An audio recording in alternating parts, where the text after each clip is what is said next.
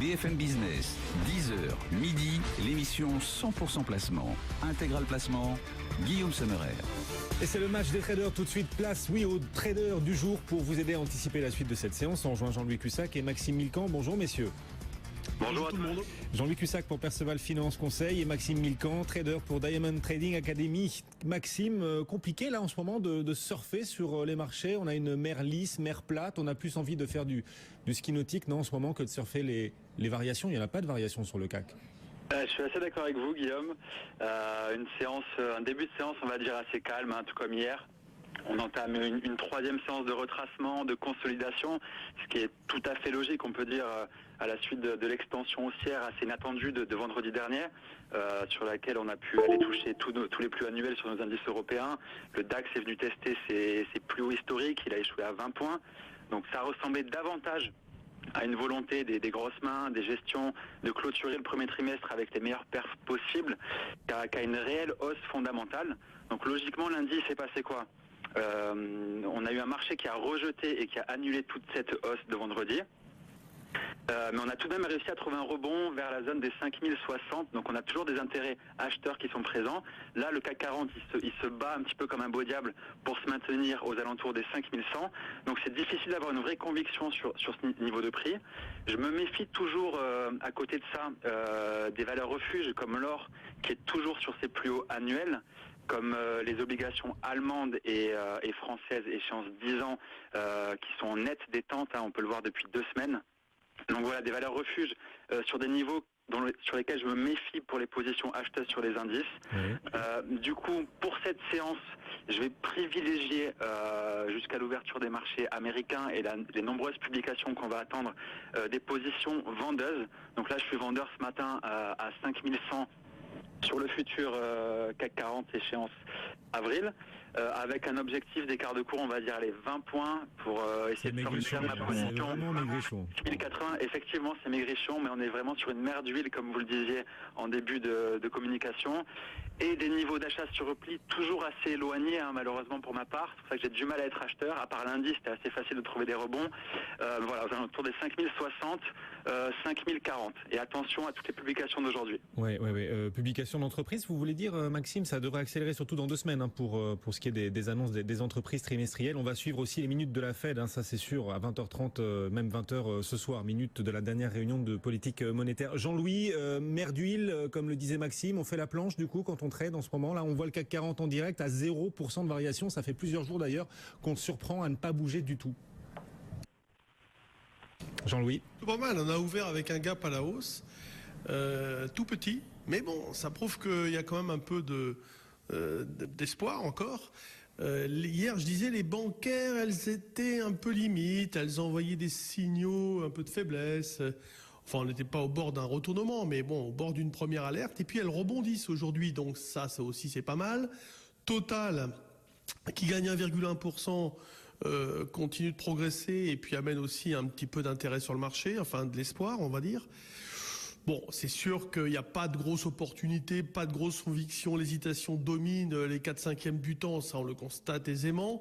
Ce matin, par exemple, je m'étais placé à l'achat, comme je le fais habituellement, vers 5075, en considérant que 5075, 5050, c'est une zone d'achat possible. Ça dépend à quelle heure on y va, évidemment. Si on y va à 16h30, je serai beaucoup plus méfiant.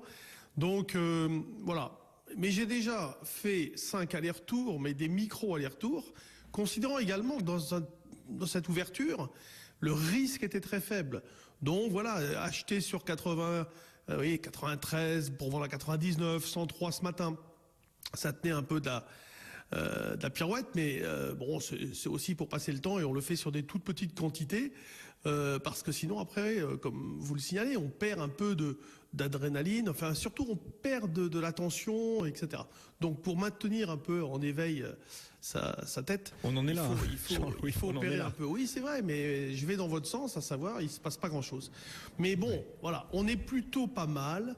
À chaque fois que ça recule, je suis d'accord avec Maxime, on a du mal en tant que trader à y aller, on se dit, cette fois-ci ça va peut-être retracer davantage, mais il faut se faire violence, Et en faisant ainsi depuis des jours et des jours et des jours, on gagne tout le temps. C'est comme ça depuis le début de l'année. On n'a jamais eu un retour significatif qui a remis en cause le mouvement de fond. Même le mouvement à court terme, il n'a jamais été remis en cause. Donc, il faut continuer comme ça. On perdra à un moment donné. La bourse, c'est ça. Parfois, on rend de l'argent. Et il faut savoir en rendre un petit peu pour ne pas justement en rendre trop.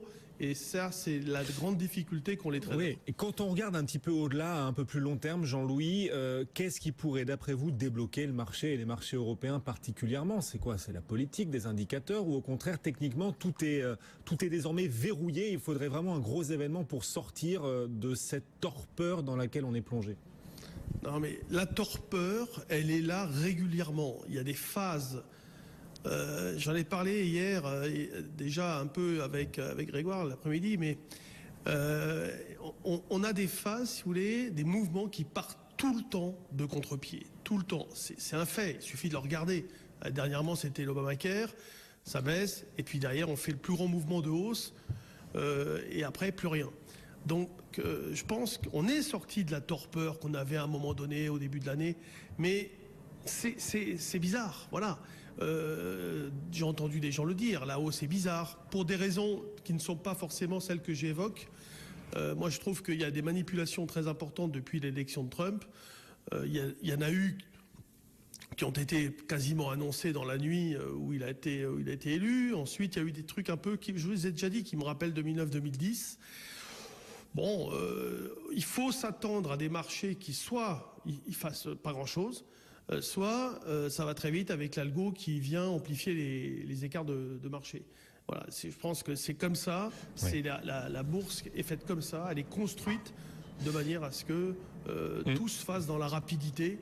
Donc il y a des grandes phases d'hésitation, puis tout d'un coup tout le monde va dans le même sens au même moment. Et donc, faut faire avec. Ne surtout pas se laisser endormir par la torpeur. Merci beaucoup. Jean-Louis Cussac depuis Perceval Finance et Maxime Milcan avec nous aujourd'hui ce matin pour ce match des traders. Le CAC 40 à 0% de variation. Ça fait plusieurs jours d'ailleurs qu'on le voit à 0% de variation. Ça dure jamais très longtemps, mais enfin ça arrive plusieurs fois par séance en ce moment.